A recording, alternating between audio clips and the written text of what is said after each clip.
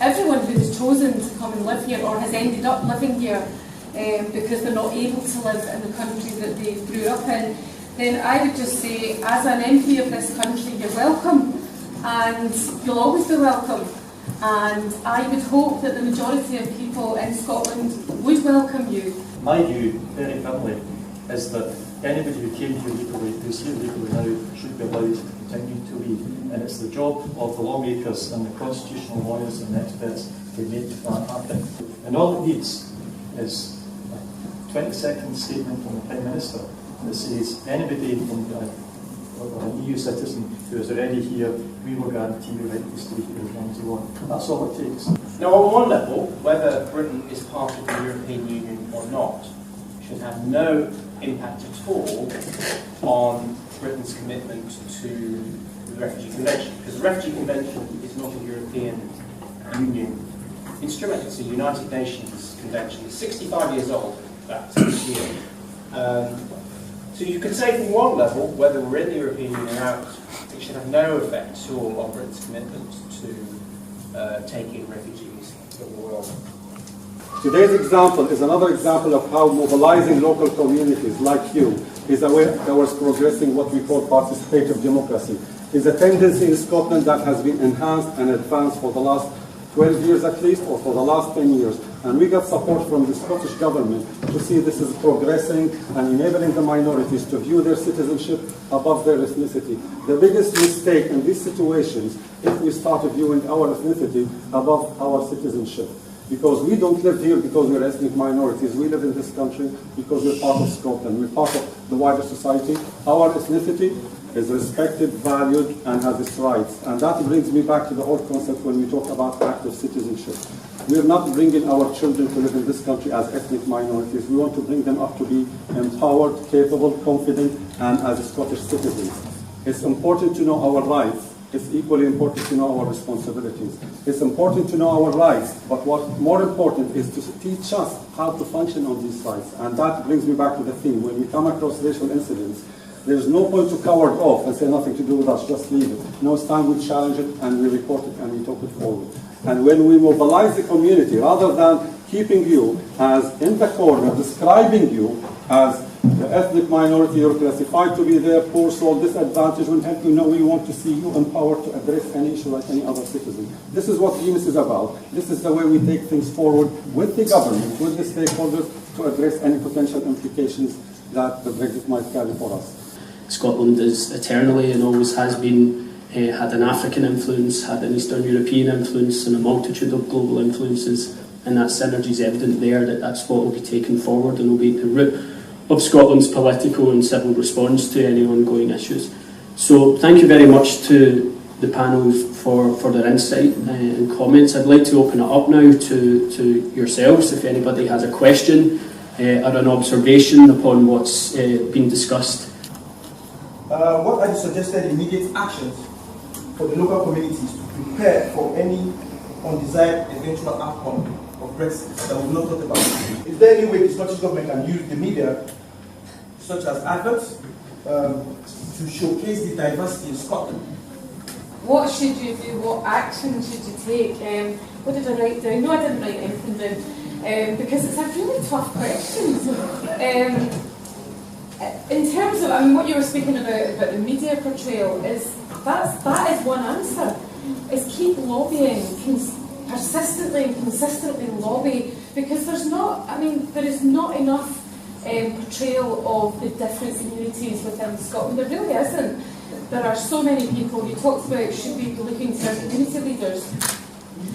The only thing I would say, there are so many people, as I've just said, within different communities who have great leadership qualities, but I would encourage everyone to make sure that those leaders are not, and they're not always, but not just men. Make sure that the diversity within those groups is represented, so young people, and obviously you'll be in favour of that, young people, men and women, you know, and everyone must be encouraged to be part of that. In terms of, that is about building your capacity as community groups, that's about building on your diversity. Other than that, that's what I would do. We are pushing as hard as we can to get clarity right now so that people know as soon as possible, and they're not waiting till the end of that 2 years to find out what's going to happen to them. We need to start on making a racism as soon as we see it. That's not just about you, it's about me. I've got the guts to say to my pals, hold on, that is just not acceptable. If you can't talk to people like that. And if any of you get the action that I know some people have in London, which is leaving the European Union, why are you still here? I want your answer to be, I'll still be because I live here. This is the home, so I'm going to be here. And by the way, I'm calling the skin, I've got as much right to live here as anybody else. Don't be ashamed of that. Be proud of the fact that you're Scots. You may be Italian Scots, you may be Kenyan Scots, you may be German Scots, the Scots as well. You're as much right, in fact, you've more right to live in this city than I do because I don't live here. You've as much right to live in Scotland as I have, and don't ever let anybody tell me otherwise. It's always a tricky one, I think, dealing with the media, and all we can ever hope for is that all that journalists will ever do and editors will ever do is just report on issues in a very... but some of these, particularly newspapers, have a particular editorial view of things based on whoever owns them, and there's maybe a debate to be had about who should own newspapers and how many should they own. I think the other big thing about media is it's changing, and I think the impact of newspapers is less than it was, and I think for a lot of people of younger generations, certainly younger than me anyway, get their information online. So I think the thing that, and online is accessible to everybody. Now, there's an awful lot of awful stuff online, but it's an opportunity and a space to get across positive messages. And you're asking for something that you can do as individuals, and you can all do as individuals, is to get our voice out there, to put our point of view. Why should we aspire to look at leaders? Leadership is something different, and we will promote that in our youth, in our women, and this is the culture we would like to see within our ethnic minority context. In terms of the celebration of the program, we have for the last 2 years, the government has encouraged and enabled the diverse community to participate and celebrate their cultural heritage within a multicultural society. In the past, we as Muslim or as African, we would love everybody to notice our Eid or Ramadan. We expect everybody to do it. But if it comes to St. Andrews or Bears Night, nothing to do with us. Why? We're part of Scotland, we're citizens of Scotland, we celebrate everything we'd like the Scottish community to celebrate with us. This is how we move towards from being a reactive setting to more of a proactive citizen to the Scottish society.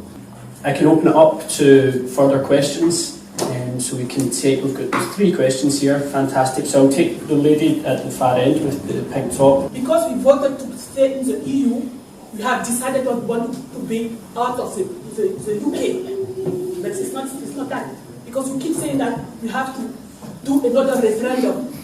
Because if you want to do another referendum, it will be completely different. Yes, I want to know why.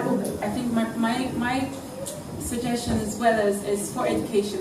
What are we doing regarding educating the young people growing up now in Scotland for them to understand about multiracial society? What are we doing to educate our environment of society as well? It's very easy to say, oh, come out and say something to the police. And as you know, there are lots of people who are refugees who do not speak English, who may not be able to communicate in ways that we want them to, who go through racial abuse every single day of their lives. But how do we then get to these people who don't speak English? How do we tell them to go to the police and report crimes that affected them? How do we make them feel safe that although you're not citizens of the country yet, we still have the responsibility to protect you while you're here in Scotland? People like asylum seekers who come from other places are already coming with their own burden, which sometimes is a language barrier. And when they come, they are also faced with something like they are not supposed to allow or allowed to work for the duration that they are waiting for their papers to kind of approved. And daytime skills, they sit home. Meanwhile, when it comes to employment, you is subject to a reference. It's subject to your experiences that you've worked here before. So I just want to throw a question out there, whoever has it, answer it. What do you do to make these asylum seekers employable, so that they will become active citizens and they will not become a burden on the economy? Thank you. Nicola Sturgeon's been very clear. She wants Scotland to remain in Europe. She's looking at all the different avenues, and what she's pushing hardest at the most is this option of currently, until people say they want to come out of the UK, currently staying in the UK but staying in Europe. That's what she's working towards now. If that can't happen, or if the people of Scotland say, no, that's not enough for us, we want to be independent now and the time arises, then of course, that's what the SNP wants in the end. That is our ambition for Scotland. But right now, all we care about is being able to stay in Europe. But just one last wee point. You said it's difficult to prove when there's been a racially motivated crime. It's a racist crime or a hate crime if the victim of the crime perceives it to be. So you don't have to prove it. Now, obviously you have to prove it to get somebody prosecuted, but as I said before, if you really feel that you've been given a raw deal, or even if you just sense that there's something not right there, go to your MP or your MSP. It's not just me. I'm not the only MP who really wants to fight these things. Come to us. We want to help.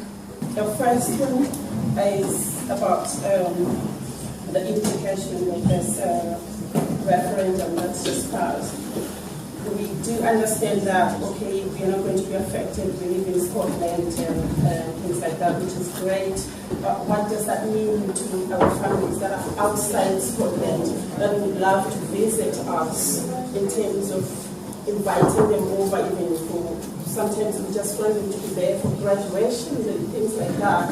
And immigration has always been really difficult, and we don't even know if it's going to get worse since the borders are going to be closed, things like that. So that's the first one. And we find a lot of problems. Our people, our African people, they cannot bring their issues. When they come for, they say, no, you came from England, they have to take you down to England. And others who want to claim the asylum here in Scotland, it seems there is no certain power. They address them to go to England.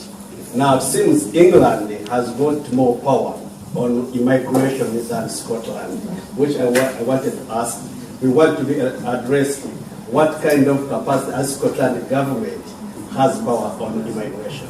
When we are part of the EU, we have some laws that protect the African and ethnic minorities, such as the European law of human rights to family life.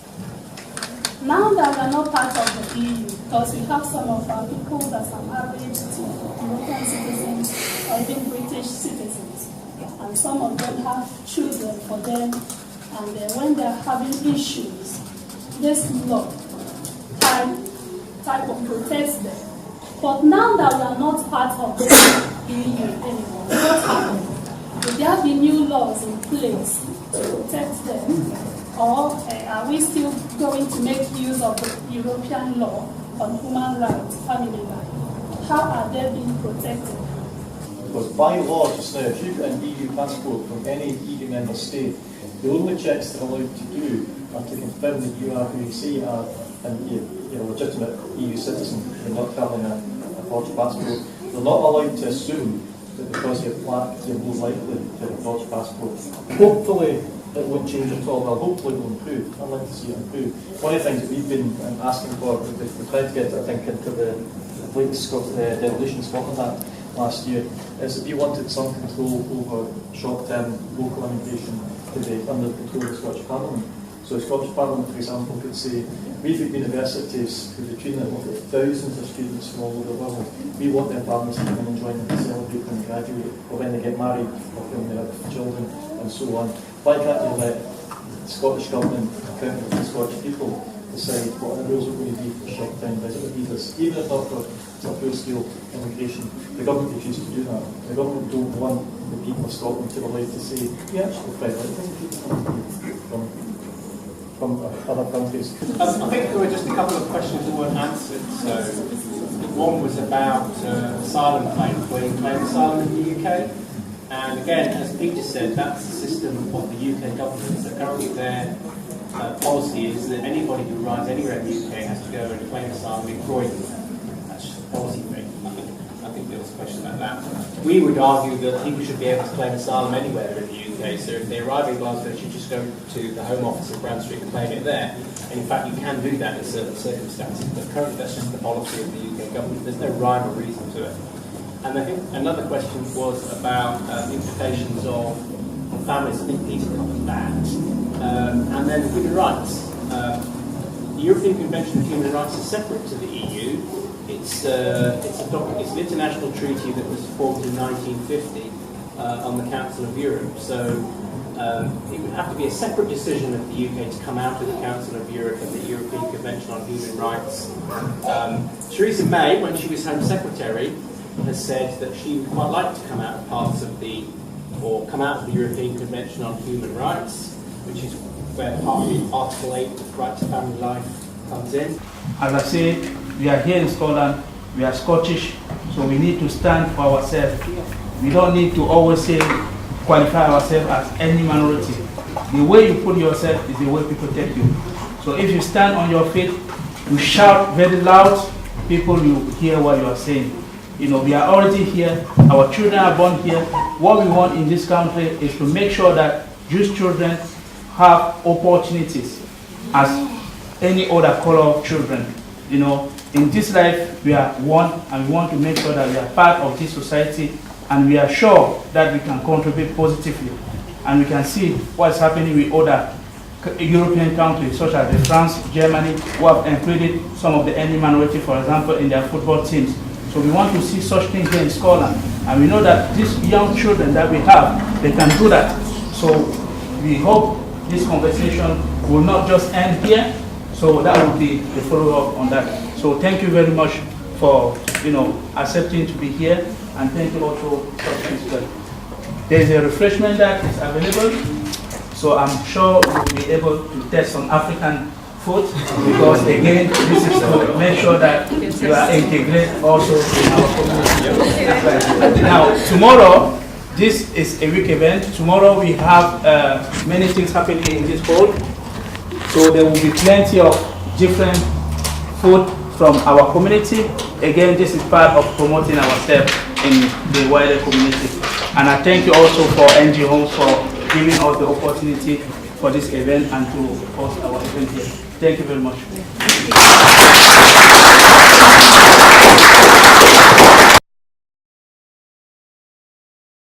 I would like to say today was very enlightening. It was nice to have a conversation about racism, about what's happening with the Brexit, and also what's happening within our communities in ways that we can change things. I think it's very important that as black ethnicity, or as any ethnicity in general, or as Scotland in general, we should be able to have conversation regarding what's happening within racism and within Scotland at large.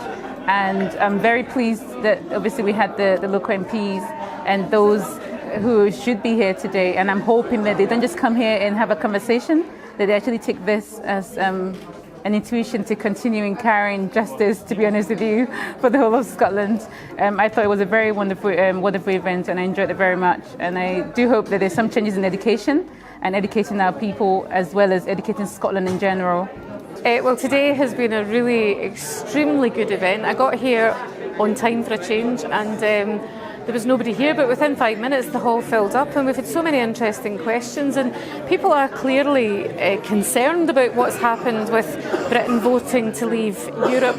So it was really, really important that African Challenge Scotland brought this event to people, and I think hopefully we've managed to answer some of the questions today, but also certainly we've set up contacts so people can keep in touch with us, and we can do everything we can to reassure them and to fight for people.